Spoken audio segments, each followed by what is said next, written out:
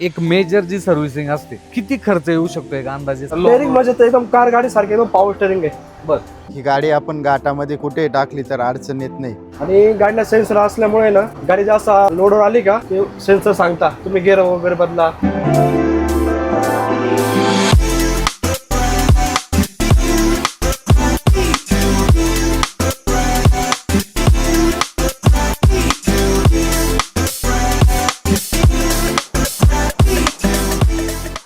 मित्रांनो, व्यावसायिक वाहन ज्यावेळेस आपल्याला घेण्याचा आपल्या मनामध्ये विचार येतो त्यावेळेस प्रश्न तर भरपूर असतात, पण त्या प्रश्नाची उत्तरं कुठं भेटतील तर ती आजच्या व्हिडिओमध्ये तुम्हाला मिळणार आहे. कारण की तुम्ही जर एक पॉवरफुल टिप्पर घेण्याच्या शोधामध्ये आहात आणि तुमचं जे युजेस आहे त्यानुसार जर तुम्हाला एखादं एक चांगलं व्यावसायिक वाहन पाहिजे असेल तर आजचा व्हिडिओ खास तुमच्यासाठी असणार आहे. अशोक लेलँडचा 10-15 इकोमेट जो टिप्पर आहे हा मी तुमच्यासाठी घेऊन आलेलो आहे आणि याचा जो ओनर एक्सपिरियन्स आहे ना खूप स्पेशल असणार आहे. कारण की याचा जो वापर आहे ना तो सुद्धा एकदम वेगळ्या ठिकाणी केला जातो. तर या टिप्परचे जे ओनर आहेत महेश साळुंके सर, त्यांना मी इन्व्हाइट करतो की त्यांनी यावं आणि आपल्या व्हिडिओमध्ये जॉईन हो.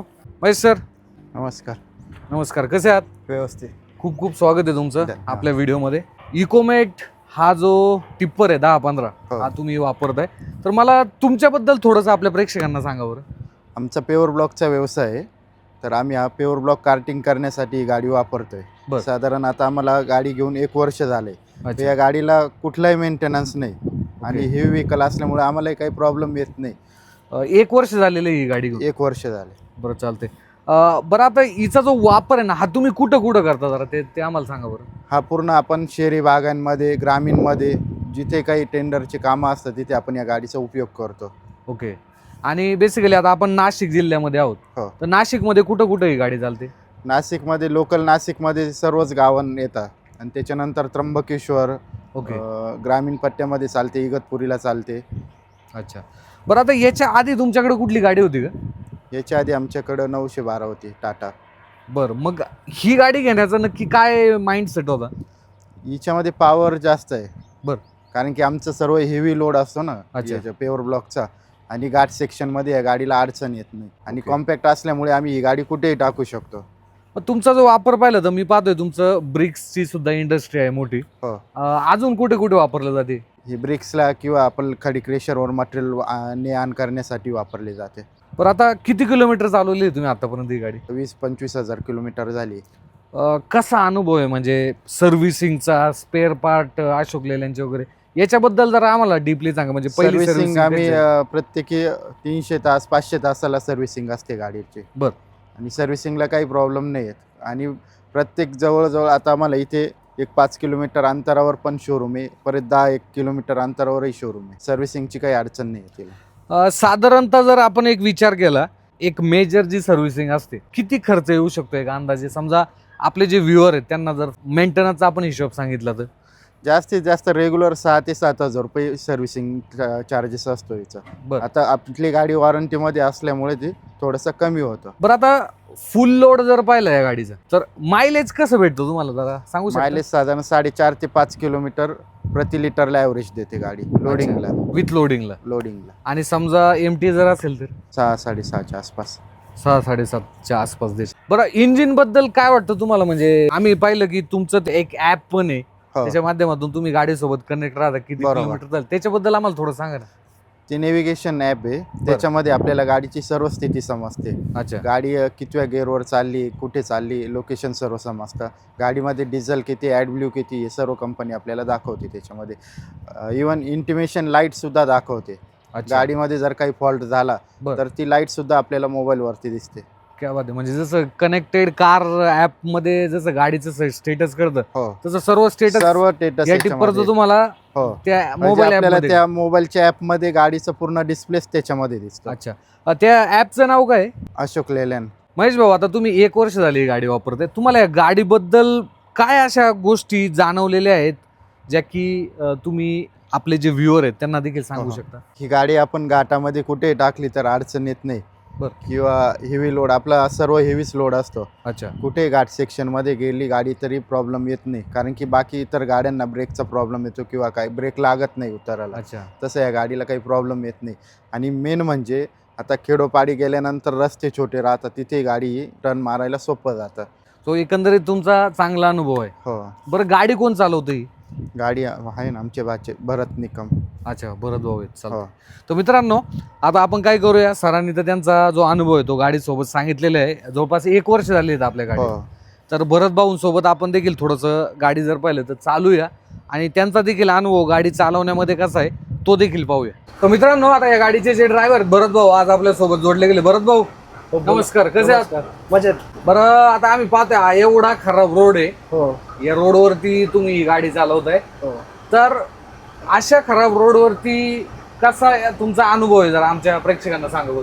खराब रोडला गाडी किती लोड असो, बर, गाडी शक्यतो काही प्रॉब्लेम देतच नाही. आणि गाडीला सेन्सर असल्यामुळे ना, गाडी जास्त लोडवर आली का ते सेन्सर सांगता तुम्ही गेअर वगैरे बदला, ते अच्छा. बदला, ते बदला. ते गिअर शिफ्ट इंडिकेटर आहे ना? हो, लगेच सिग्नल दाखवते गाडी बरं बरं, याच्यामध्ये.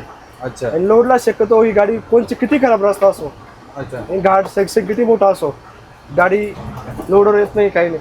बरं, आता तुम्ही 1 वर्ष झाली ही गाडी चालवताय. हो.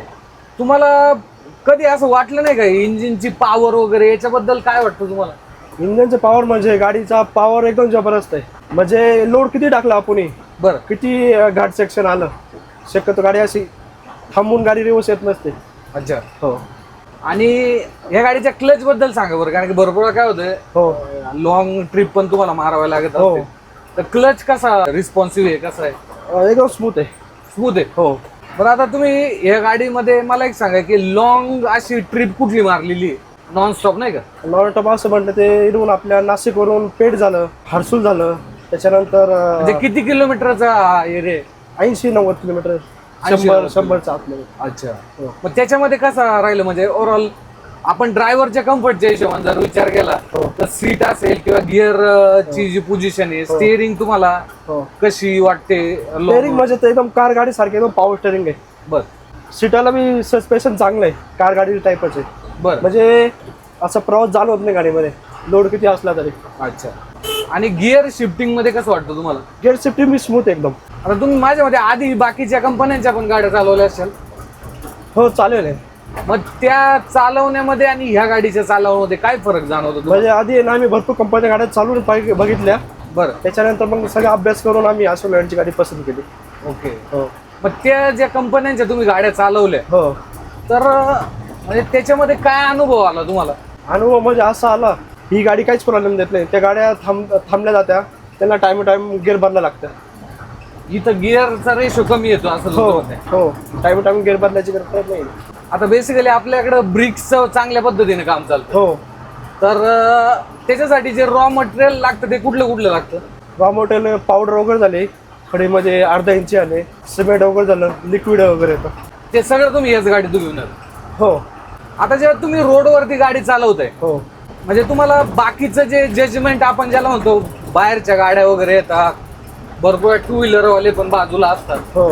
तर त्याचं कसं जजमेंट जाणं, म्हणजे आतून चांगल्या पद्धतीनं तुम्ही हे करता येतं की नाही भाऊ चांगलं जजमेंट नाही? म्हणजे आपण रस्ता चालतो त्यावेळेस आहे ना, जास्त करून आहे ना, समोरच्या पेक्षा आजूबाजूला अडचण म्हणजे जास्त लक्ष ठेवावं लागतं. कारण 2 व्हीलर आले अचानक मध्ये येतात, हा, आणि पुढच्या साईडला आरसा असल्यामुळे पुढचं लक्ष देतं लगेच. बरं. टायरच्या वर साईडला एक ग्लास येतो. हा ग्लास आहे, बरोबर. ग्लास येतो तिथं. एक साईडला किती अंतर आहे, एखादी 2 व्हीलरवाला आला, गाडीवाला आला, बरोबर. आपल्याला खालचा खड्डा वगैरे आहे, रस्ता खराब आहे, तिथून लगेच जाणवतं आपल्याला.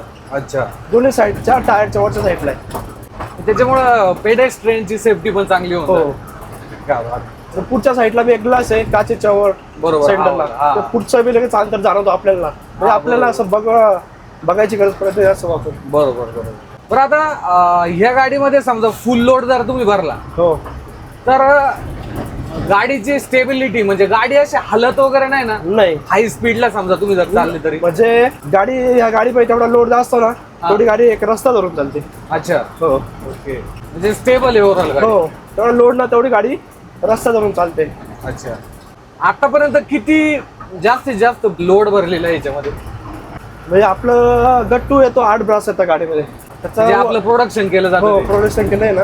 अच्छा. ते आम्ही 8 ब्रासच्या वर भरत नसतो. ते 8 ब्रास मध्ये किती वजन झालं ते?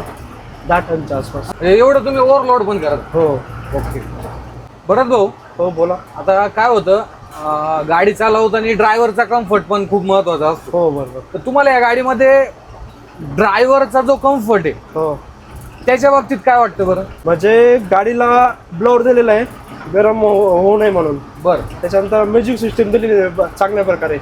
अच्छा, ही अशोक लेलँडचीच आहे हो म्हणजे? कंपनी सिस्टीम आहे सगळी. बरं बरं. आपण काहीच करेल नाही आजपर्यंत. आणि अच्छा. पॉवर स्टेअरिंग एकदम चांगल्यापैकी. मायलेजच्या बाबतीत कसं आहे? बॅलन्सच्या वेळेस एकदम व्यवस्थित परवडते, पण आपण जसं लोड भरतो बरं. तसं कमी जास्त होत राहतं ते. ओके. मायलेज कसं भेटतो तुम्हाला? तरी 5च्या आसपास आणि लोडला 4. ओके. तर मित्रांनो, हे होते भरत भाऊ, जे की अशोक लेलँडची जी इकोमेट गाडी आहे 10-15 टिप्पर ते वापरतात. तर माझ्या मते ओव्हरऑल जे पण नवीन घेणारे आहेत तर त्यांना तुम्ही काय सांगाल? ही गाडीचा विषय असा आहे, लोडला गाडी एकदम व्यवस्थित चालते आणि ही गाडी टिप्परमध्ये सक्सेस आहे बाकीच्या कंपन्यांपेक्षा. बरं. ही घेतलीच पाहिजे गाडी टिप्परच्या मध्ये. चालतंय. तर खूप खूप धन्यवाद भरत भाऊ, तुम्ही वेळ दिला आणि खूप चांगल्या पद्धतीने आम्हाला तुमच्या टिप्परबद्दल चांगली माहिती सांगितली. तर मित्रांनो, हा व्हिडिओ शूट करण्यासाठी मी आलो होतो नाशिकमध्ये. त्यामुळे सरांनी देखील खूप चांगल्या पद्धतीने आपल्याला माहिती सांगितली. सो या गाडीबद्दल तुमचे अजून देखील काय प्रश्न आलेले असतील तर मला कमेंट बॉक्समध्ये विचारा. भेटूया पुढच्या असं एका नवीन व्हिडिओमध्ये. धन्यवाद भरत भाऊ, खूप खूप धन्यवाद. धन्यवाद.